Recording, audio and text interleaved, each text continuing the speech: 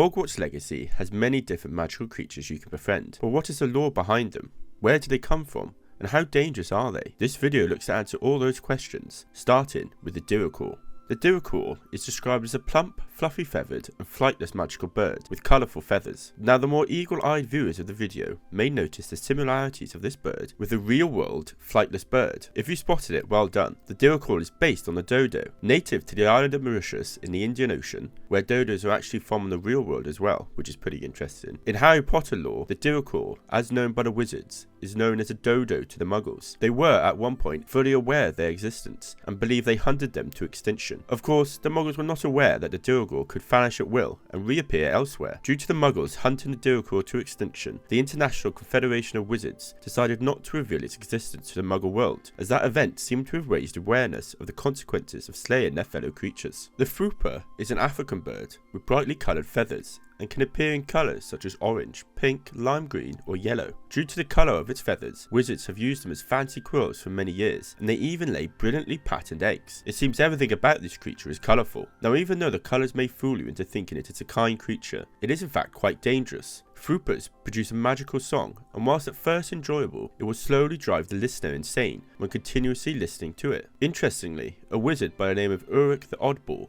attempted at one point to prove the Fwooper song was beneficial to the health of the listener, and he listened to it for 3 months on end without a break. When it came to giving his presentations on his findings to the Wizard Council, he arrived wearing nothing but a toupee, which, when closely examined, turned out to be a dead badger. Since that strange day, every Fwooper is sold with a silencing charm, which needs monthly reinforcement, and all Fwooper owners require a license, as they must be handled responsibly. Perhaps one of the more less magical beasts in Hogwarts Legacy, the giant purple toad is much like the real-life equivalent, although the real ones are a lot smaller. They are useful in potion making due to their warts, and are a must for all beginner potion makers. Now this magical beast truly is a beast. Graphorn, described as a large greyish purple beast with a humped back. They have 2 very long sharp horns and walk on all 4s on large thumbed feet. They are by nature extremely aggressive and should always be approached with caution. Native to the mountains of Europe, they have incredibly thick skin, which is even tougher than dragons, and can repel most spells. Now even though they are known to be aggressive, there have been some rare occasions where the Graphorn has befriended wizards and witches, much like we see in Hogwarts Legacy. The Graphorn horns are highly prized potion ingredients, and is used in many potions, but due to the difficulty in collecting it, it is extremely expensive. People have claimed as well that in the mountains in Europe, you can sometimes see mountain trolls riding a Graphorn and using it as mounts, although the Graphorn understandably does not like this, and is more common to see the trolls covered in Graphorn scars. And I mean, who can blame the Graphorn for doing that? A magical creature that I'm sure all Harry Potter fans know of, the Hippogriff is probably one of the most recognisable in the game. They have the front legs, wings and head of an eagle, and the body, hind legs and tails of a horse. It shares similarities with another magical creature, the Griffin, but the Griffin having the rear of a lion instead of a horse. As seen in the video game, and the books, and the movies, hippogriffs can be tamed, although it is said that this should only be attempted by professionals. To tame a hippogriff, humans must show a certain type of etiquette, due to the hippogriff's proud nature. When approaching a hippogriff, eye contact should be maintained. The individual must bow to show respect and wait for a bow in return, before continuing their approach. Once the hippogriff has made the first move, the human is safe to approach them and pet them. Hippogriffs, being carnivores, have a diet of meat. It consists of insects, birds, and small mammals like ferrets, which we can see in the movies is Buckbeak's favourite. Hippogriffs can be bred, and when breeding, hippogriffs build nests on the ground, laying a single fragile egg, which hatches in 24 hours. The baby hippogriff can fly within a week of being born, but it would take months before it would be able to accompany its parents on longer journeys.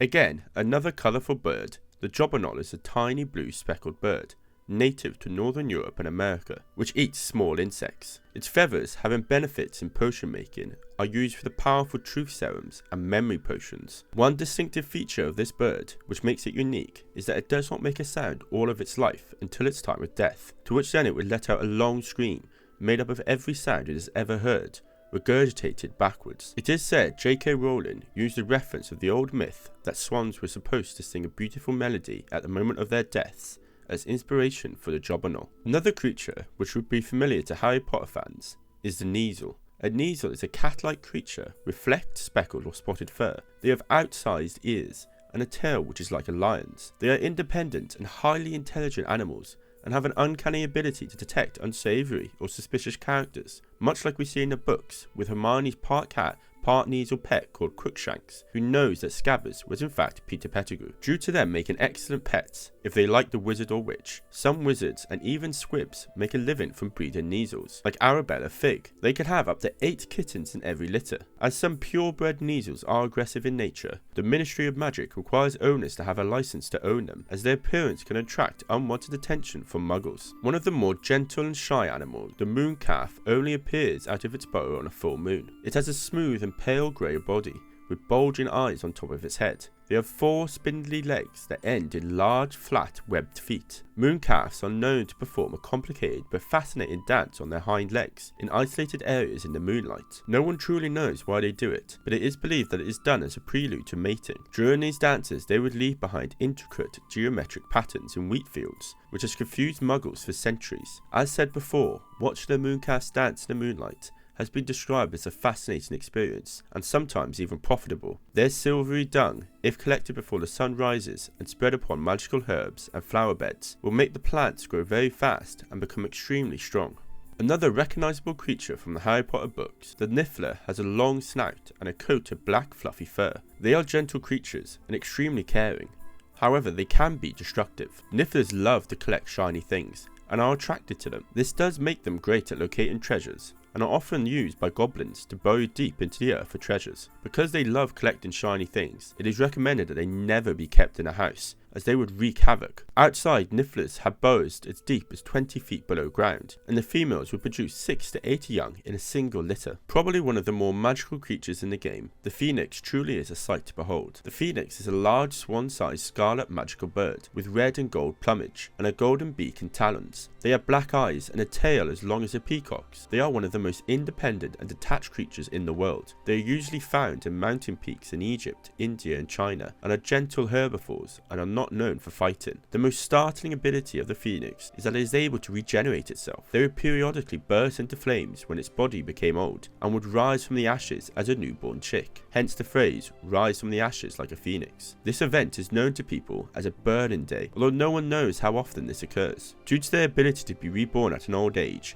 they have a great lifespan, and it is thought that phoenixes may be the one species in the world that is truly immortal. They can even take the full force of a killing curse and still be reborn. No other living creature is known to be able to do this, unless they have had sacrificial protection like Harry. Phoenixes are autoimmune to the gaze of a basilisk, which would normally kill anyone who made direct eye contact with it. Their abilities don't just stop there. They have many other abilities which are even more fascinating. They can, like the Diricawl previously mentioned, disappear and reappear at will in a burst of flames, leaving behind a single golden feather. They can also take whoever was holding them along with them, like we see with Albus Dumbledore in the Order of Phoenix. Their tears are incredibly powerful and have potent healing capabilities. An example of this is in the second book, Chamber of Secrets, where Fawkes' tears are used to heal Harry from basilisk venom, and is the only known antidote to this. Their tears can even bring the person back from the brink of death, which is like unicorn blood, but without the cursed life you would live when drinking unicorn blood. Even the pellets the phoenixes cough up have healing properties of their own. The pellets can even contain rare gemstones, which are known as phoenix flints, which is said to have the power to protect the wearer from the cold at high altitudes. As seen in the Chamber of Secrets, phoenixes are able to lift great weight with their tails, with it flying up effortlessly from the Chamber of Secrets,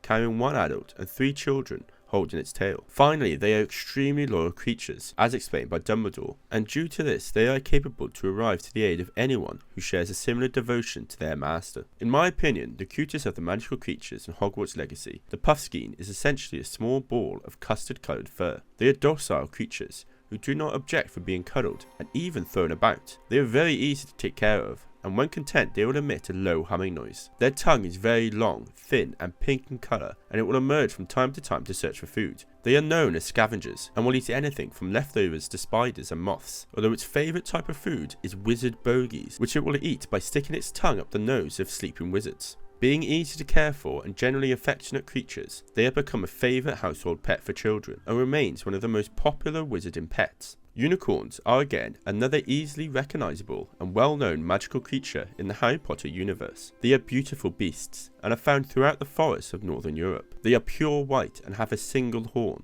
Unicorn foals are initially gold in colour but turn silver at the age of 2 years old, and then eventually at the age of 7, when they are fully grown, they turn to the more recognisable colour of pure white. They prefer the touch of a woman and are more trusting towards them than males, although the younger ones do not mind the male touch as much. Like the phoenix, various parts of the unicorn have many uses. The horn and tail hair can be used in powerful potions, such as the antidote to common poisons, the draught of peace, and the Wiggenweld potion. The hair of the unicorn can also be used in wand making as a wand core. Wands which have a unicorn core produce the most consistent type of magic and are least subject to fluctuation. They are also difficult to turn to the dark arts, and the least likely to change loyalty. The tail can also be used as binding in bandages due to its incredible strength. One of the more evil ways that people can use unicorns is the drinking of its blood. It is said the drinking of unicorn blood can keep a person alive even if they are an inch away from death. However, you would have to live a cursed life from the moment the blood touches your lips. Unicorns are considered pure and sacred creatures, and the drinking of their blood to preserve one's life was considered a heinous and immoral crime. The last creature on this list,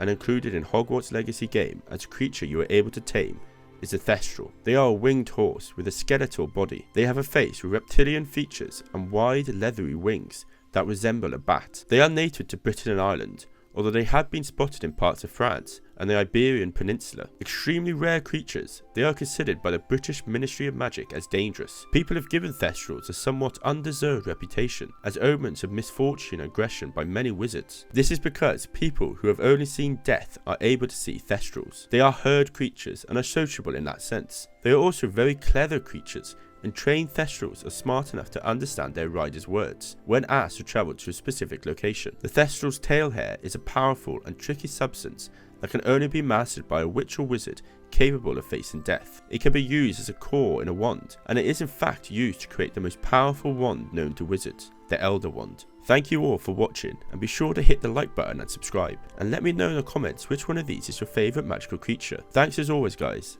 and see you in the next one.